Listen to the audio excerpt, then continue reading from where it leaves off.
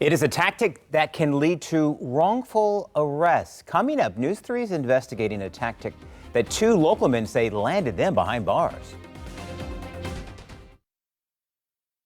Tonight, continuing coverage in a News 3 investigation, breaking into our newsroom, a state delegate's push to stop police from conducting what they call suggestive show-ups in Virginia. That push has failed in a committee. Cliff Hayes introduced the bill after working to get a former Chesapeake basketball coach released from prison following an exclusive News 3 investigation. Suggestive show-ups happen when police show a victim someone that they have already arrested for the crime. That can lead to the victim to identify them as the bad guy, even if they aren't sure. Basketball coaches Brian Falcon and Brandon Smith say that's what happened to them in 2012. Investigator Jessica Larche shows us suggestive show-ups can lead to wrongful convictions. Brian is coming through the door now.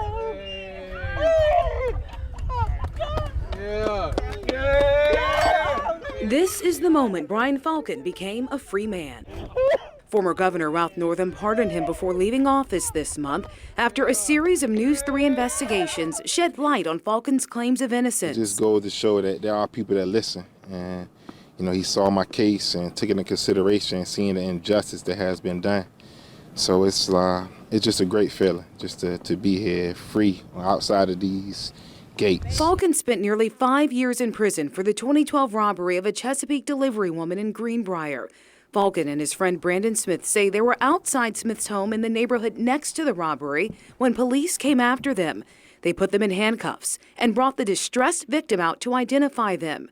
Experts say it's a textbook example of a suggestive show-up. Bringing someone in and they've got, they're in handcuffs and it says, this is the person. So when you're saying, is this the person? It's really easy to say yes. Memory expert Dr. Jeffrey Gibbons says show-up identifications can lead an already traumatized victim to believe they've got the bad guy. According to the Innocence Project, mistaken identifications are the leading cause of wrongful convictions. When you're putting that person there in front of them and they don't have other options, they're most likely to say, yes, that's the person. State Delegate Cliff Hayes pushed for Falcon's freedom. His case a big reason he drafted legislation to eliminate suggestive show-ups in Virginia. Certainly in any instance, we want to make sure that we get those people who have actually the perpetrators of crime and bring them to justice. But at the same time, we want to make sure that we have the correct person. But get this, News 3 learned the Department of Criminal Justice Services outlined new policies to lean more on lineups and eliminate suggestive show-ups in the fall of 2011, weeks before Falcon and Smith's arrest in January 2012. We recently asked the Chesapeake Police Chief about their policies now. What is different now? Do you refrain from doing show-up identifications that were similar to how Mr. Falcon was identified now? Do you do lineups? It depends upon the circumstances, but most of the times when we do lineups, they are sequential photos.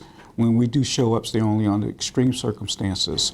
And for the most part, they are very rare. Delegate Hayes' bill seeks to eliminate it altogether, something Falcon says will keep innocent people out of prison and victims from making decisions in distress. I'm sorry that she had to really, experience what she experienced, but just want to let her know that I was not the man that, violated her. In Chesapeake, Jessica Larche, News 3. Again, we learned moments ago that the bill failed in committee. Here's what it could have done. Specifically, Delegate Cliff Hayes' bill seeks to ban the use of a show-up identification by any law enforcement officer, and that no evidence discovered or obtained as a result of a show-up identification shall be admissible in any trial, hearing, or other proceeding.